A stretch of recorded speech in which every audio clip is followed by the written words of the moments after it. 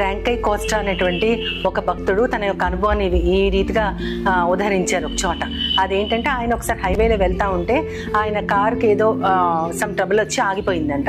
అయితే దానిలో చూస్తే ఫ్యూయల్ కూడా అయిపోయింది. ఎలా ఇప్పుడు ఈ రాత్రి కాలంలో నాకు ఎవరు సహాయం చేస్తారని ఆయన ఆలోచిస్తూ ఉన్నప్పుడు దూరంగా ఆయనకి లైట్స్ వెలుగుతా కనపడ్డాయండి. కవగా అక్కడ నడుచుకుంటూ వెళ్ళేసరికి అక్కడ ఒక ఫ్యూయల్ స్టేషన్ అంటే పెట్రోల్ పంప్ ఉంది, దాని పక్కనే ఒక క్యాఫే కూడా ఉంది. అయితే ఆయన అక్కడ ఒక అతను కూర్చుని ఉంటారు. ఈయన వెళ్ళి ఆయన అడుగుతారనమాట, ఏమైంది అంటే ఇక్కడ నాకు ఇంజిన్కి ఏదో ట్రబుల్ వచ్చింది, ప్లస్ ఫ్యూయల్ కూడా అయిపోయిందంటే అతను గబగబా వచ్చి అక్కడ ఇంజిన్ని బాగు చేసి దాన్ని తీసుకుని పెట్రోల్ పంప్ దగ్గరికి వచ్చి ఫ్యూయల్ ఫిల్ చేస్తారు. ఇదేంటి ఇంత అర్ధరాత్రి మీరేం చేస్తున్నారు ఇక్కడ? సాధారణంగా ఇంత అర్ధరాత్రులు ఈ హైవేస్లో ఉండరు కదా అని అంటే, లేదు లేదు నేను అందుకని దీనికోసం ఉన్నాను ఇక్కడ దానికోసమే ఉన్నానని 3 సార్లు చెప్తారు. దానికి అర్థం కాదు. అయితే అతను వేసుకుని వెళ్ళిపోతారు. తన దగ్గర డబ్బులు కూడా ఉండవు. వెళ్ళిపోయి నెక్స్ట్ రోజు మళ్ళీ వస్తారు, డబ్బులు తీసుకొని వస్తారనమాట. ఆ డబ్బులు తీసుకొని వచ్చినప్పుడు అది క్లోజ్ చేసి ఉంటుంది పెట్రోల్ పంపు. పక్కనే క్యాఫే ఉంటుంది.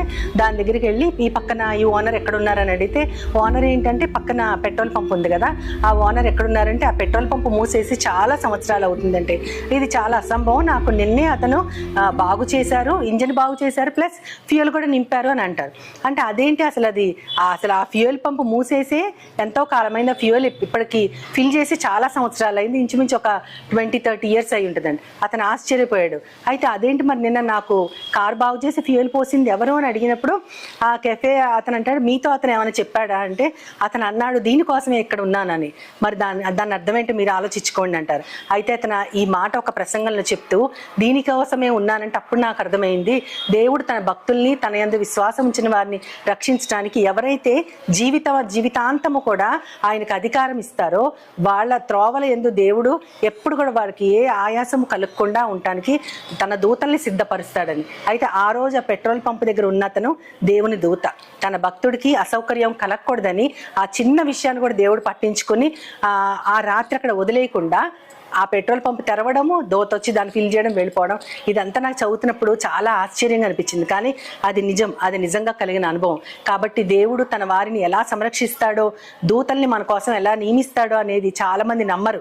దూతలే లేరు ఈ కాలంలో అంటారు, కానీ ఉన్నారు. వారి యొక్క సేవల్ని మనం ఎప్పుడు కూడా అందుకుంటానే ఉంటాం.